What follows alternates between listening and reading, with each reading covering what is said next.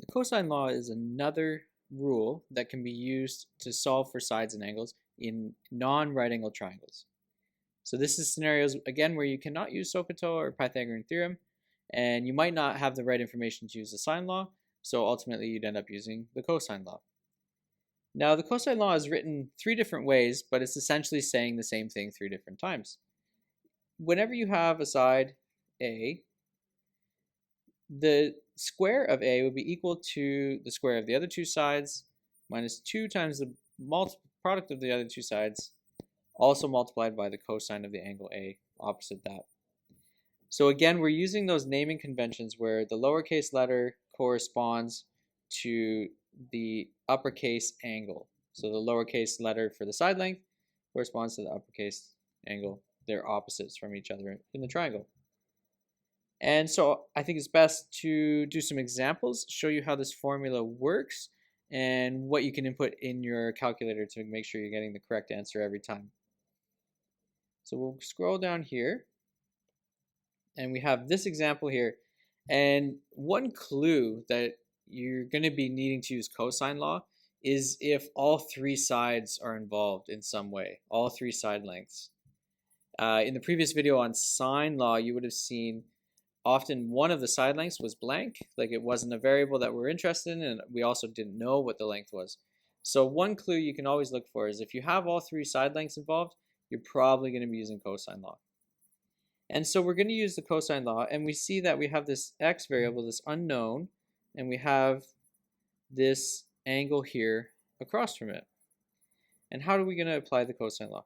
Well, first we're going to have x squared equal to 12.1 squared plus 13.5 squared minus 2 times 12.1 times 13.5 cosine 110. This is quite a lot here.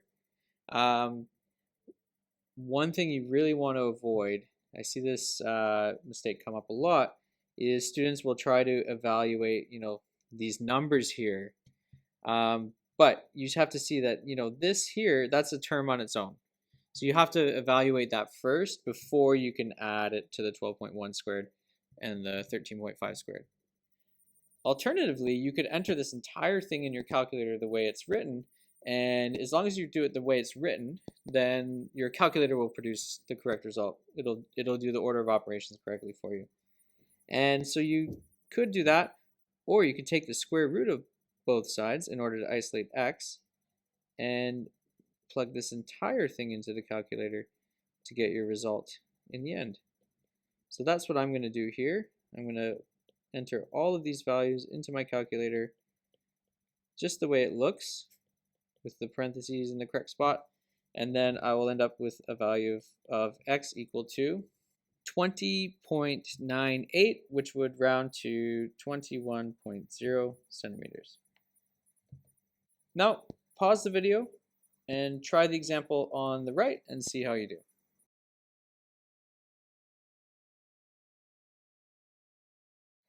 Hopefully you got 43.3 centimeters. Again, I plugged all of this straight into my calculator, trying to reduce the number of places where I can make a mistake. This next set of examples here, we're looking for an angle. And so we're going to have to rearrange the cosine law formula in order to solve for the angle, because currently it's isolated for a side length. So I'm going to input the values in using the triangle I have, and I see, I have this x opposite the 5.7. So the 5.7 is going to be the value of the side length that's on its own in the equation.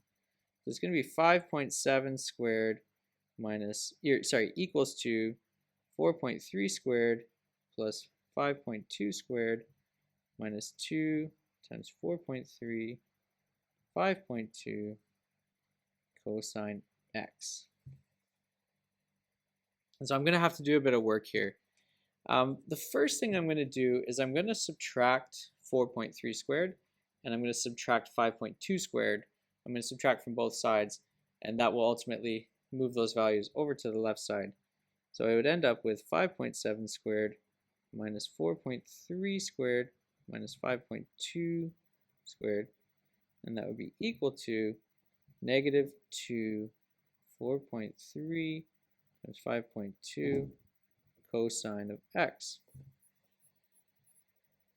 And now I have numbers in front of the cosine x squared, coefficients term there. So I'm going to divide both sides by that.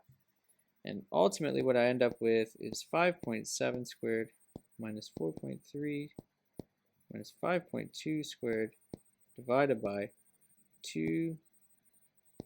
negative 2 times 4.3 times 5.2, and that's going to equal to cosine of x. The last step is going to be doing the inverse cosine of this set of numbers here. However, if this set of numbers is becoming too cumbersome, we can plug the set of numbers into the calculator first. And so that's actually what I'm going to do in this case, because there's a lot going on here. So I'm going to plug these numbers in first, and I get a value for cosine of x. And I should get a value of 0.29159. So I'm recording a few extra digits there because I'm going to do another set of calculations. So I want to carry as many of these digits as I can.